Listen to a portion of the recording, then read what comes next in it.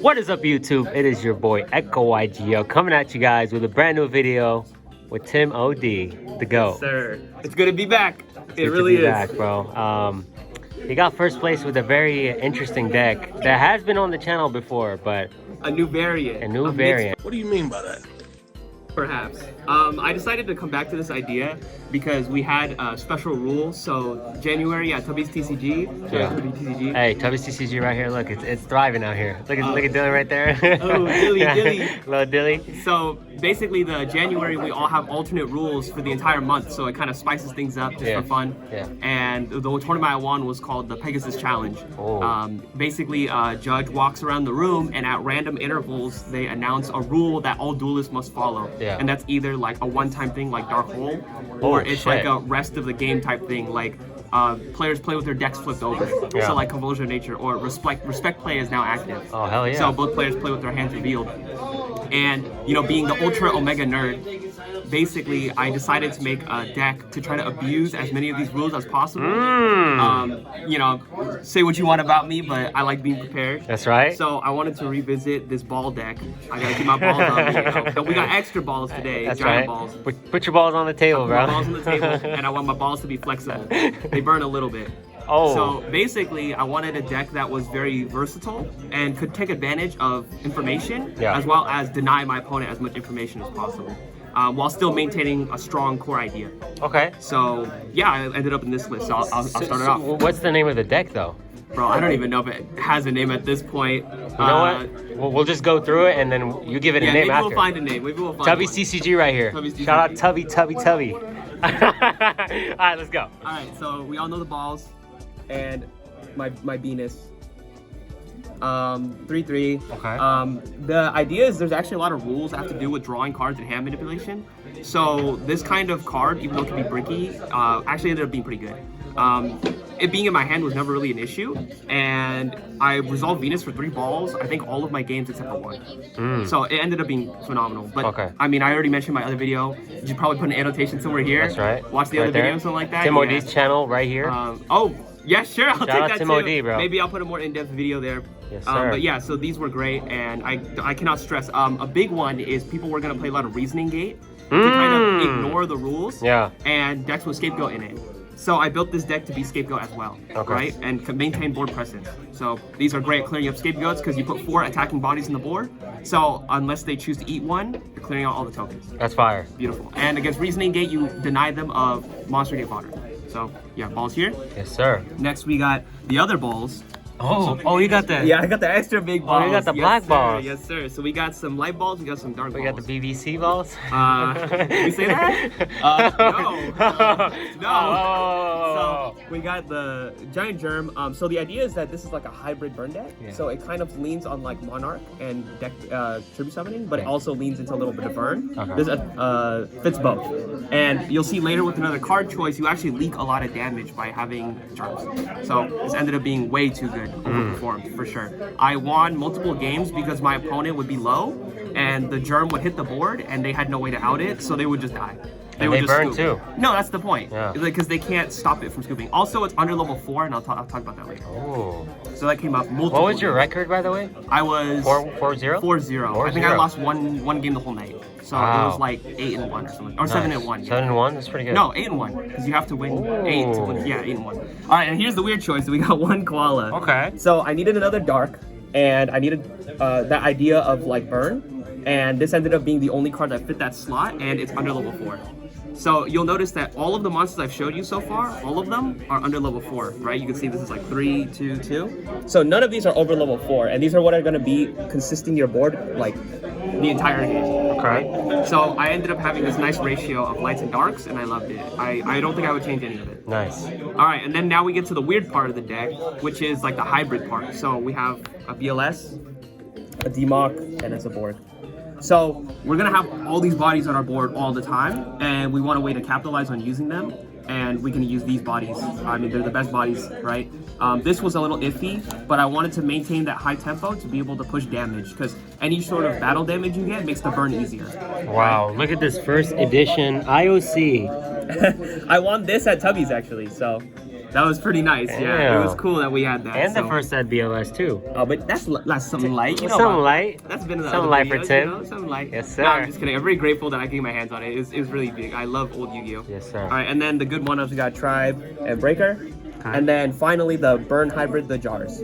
Okay. So these jars came up way more than I thought they would, but you end up in scenarios where either because of a rule set or the volatility of the game itself, you end up with low cards.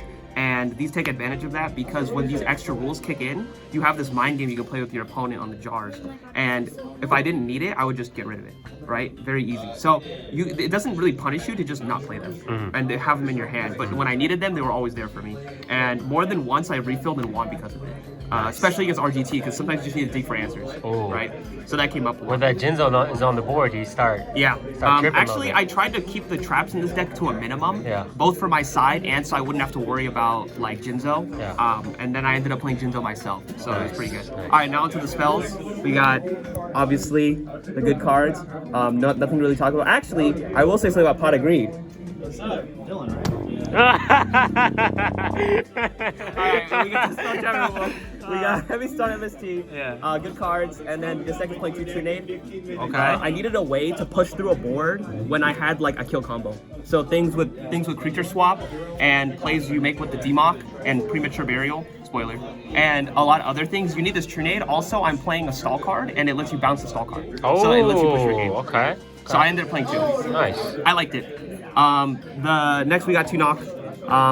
I think the key for this tournament was consistency. I think a lot of people wanted to play decks that were very consistent, and this has got to be one of the most consistent decks, being Chaos. So I wanted to have a strong game plan in game 1. And if you like knock their set and attack with the Venus and the balls, you could do like 31. Or if you have like creature swap and the germ, you could do like a ton of damage. Right? Germ and creature swap are actually crazy synergy because you hit over the germ, they take 500 plus the battle damage. The germ dies, it gives you 2 more germs, and that's one for 2k. Wow. So you end up netting a lot of damage off of just normal summon germ creature swap. Wow. Right? As long as you have another attacking body, or if they have an attacking body. So germ was really good. And just to lead into that, we have 2 creature swaps. Originally, I played 2 stall cards and 1 creature swap, but I realized that just by having all these bodies on the board, my survivability was really high. So I didn't really need the second stall card. Also, it was really annoying to remove it myself when I needed to go for game. So I cut that one level limit and I put in a second creature swap.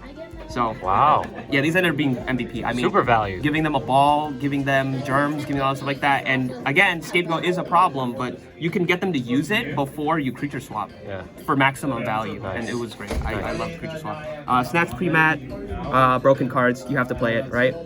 In this deck, sorry. And then 1 level limit. This overperformed. There was at least like 3 games I won because I sat behind this until I could burn my opponent. Again, also because you just have good removal in the deck, you can like play this and then chip at them with the germ or a Venus because she's level 3, and eventually they have to do something to answer it. I had a guy snatch my Venus because he had no choice. So I was just sitting there like, sure, I'll take 600 a turn, no problem. And that was great. So the level limit MVP, I kept it in against every matchup, I'm pretty sure, every single matchup, because it's a card they can't stop with Jinzo or anything else, right? I consider Gravity Bind, it was too weak. So yeah, against RGT, I survived like hella turns to the level limit, and they were just stuck. So it was really good pressure to keep myself alive. So it was really good. Yes, sir. Next we have the Solar Rays. Oh, this is the Tim OD Classic. It's the Tim OD Classic. Oh, I guess I forgot to mention, I was playing Duo in this deck when I didn't play it in my other decks. It's because in this deck we're not playing Secret Barrel. So the number of cards in their hand doesn't matter.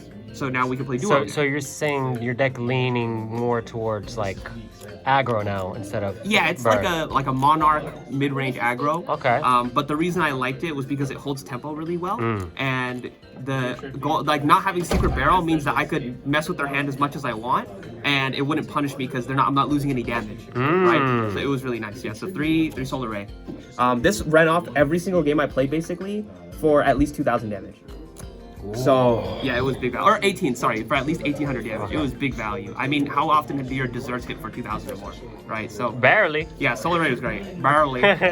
Something light. Something literally light. Something light. Light attribute. And then Desert Sunlight. This came in clutch. I never took it out because it was so good when you have all these trash bodies on the board and your opponent's going for game with like RGT or something, you put them in defense. And then you live the onslaught, right?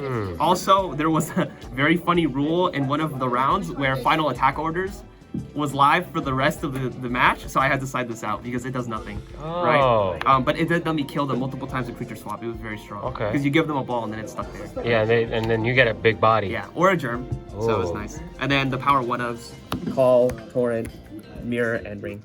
Yeah, I mean, what can I say? These cards are just nuts, right? Go format. Yeah, especially in a format where you're not really sure what's going to happen next. It's good to have backups. Yeah. And that was the main deck. Onto the side. And we're onto the side. So, unfortunately, because aggro is so prevalent in these kinds of matchups, because the faster you win, the less likely your opponent is to have the rules bend in their favor.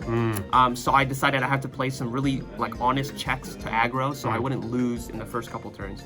I did end up playing against one warrior, and I ended up playing against one fire control aggro. Shout out to Julian. Oh, Julian. Yeah, he let Dimitri, Young Meech, his deck, and I played him, and I would have gotten my curbs. I would have got curb stomped, the shit punched out of me if I didn't have the level limit and the extra defensive cards I sided in. Yeah. So here's the side for that. Let's see it. So to beat aggro, they put on bodies to contest. So I played Jinzo and Double Mobius. I mean, I don't gotta say That's your man, bro. It's my favorite card in the whole freaking format. So this is really good, but it's a really heavy count because I'm basically taking out a lot of the really brickier monsters or the things that don't really benefit, and these contribute over the useless bodies really easily. Wow. Right? So really good. And then two Zombyra. I don't have to really explain. When Final Attack Orders was active, this was really good because I could normal summon it main phase 2 and pass, and then my opponent would have to crash into it because it's 21, and that was really strong. And that way I wouldn't risk dying to Saku and stuff. So that was really nice. And then one Swords, one Book. This was just for defensive purposes, and they're good with Jinzo. And mainly to beat RGT, right? Very nice. Against some people, it was really good because you could swords, and then they would kind of toil, and while you had the extra time, you could set up and then draw Trunade and play it again. So you could stay alive extra long. And then because I'm playing so many tributes, I'm playing double BrainCon. Nice. This was really good because the rule set made it so that we were really low a lot of the times, and when we had public information, like I said, your deck is flipped over or hands are revealed during that match, you know what your opponent has, and showing them a BrainCon makes them a deterrent for their own play. They're not going to play stuff into BrainCon because they're scared of dying. Oh wow. So it was really strong, and a lot of times you'd have things like players switch monsters. Right? So I would give them a germ. They'd give me their monster, and then I could BrainCon whatever other monster they had to kill them through the germs. And it's just so much damage. You end up sneaking lethal against the aggro deck a lot with BrainCon, so I loved it. So I played two. And then two walk. I had a feeling there might be burn. There was burn, but thankfully I didn't have to play any of it. I think I would have been okay though, because of all of the... You have really good side against good burn. Side cards. And I would just take out the Venus and Balls and sub them in for other stuff. And the germs are fine against burn, so it's not bad. And then two Mind Con for the Chaos. I didn't play any, but if they were there, I had it. I sided this in against RGT in case they had Chaos Monsters, but actually I ended up playing both versions of RGT were the Machine OTK version, which makes sense because they don't need as much setup, right? Yeah. So I ended up not needing them, but they were there just in case, and then finally we have Decree. Only went in against the Warrior, but saved my ass. You cut out the burn because the burn is too clunky against the aggressive decks, and you put in all of the defensive cards and the Decree. I decided to go with this instead of Saku because a lot of the monsters in my deck actually want to get attacked, so I'm okay with them swinging into it. And that was everything. Nice. I think that overall the tournament was probably the most fun I've had in years. It was so funny because the rules were either game-breaking or life-saving in every single time they came up. I would say all of them were really fair. I know one of the rules is players swap life points, but that didn't get called, which I'm assuming was on purpose because that could be a very tilting thing to happen. So generally, it was just things like info, like players play with revealed hands or their decks flipped over so you can see what they're drawing. Another one was we get tokens. That ended up winning me my last round. One of them is it's called Whirlpool. It's just creature swap. Dark Hole and Heavy Storm were common. There was one where players use Soul Release on each other. Damn. That one was I finished my round by then, but thankfully that didn't come up because it would have hurt me really bad. And that was good. Yeah, I was thinking about playing Sea Sork, but I thought the volatility would make it too difficult to work, so I chose not to. But all in all, lots of fun. Yes, sir. Undefeated. Yeah, unironically, I was very surprised. Undefeated. I did take advantage of a lot of the rules, so Yes, I really sir. did like it. It was fun. It's been your boy, echo-YGO, Tim OD, OD. signing out. Let's go.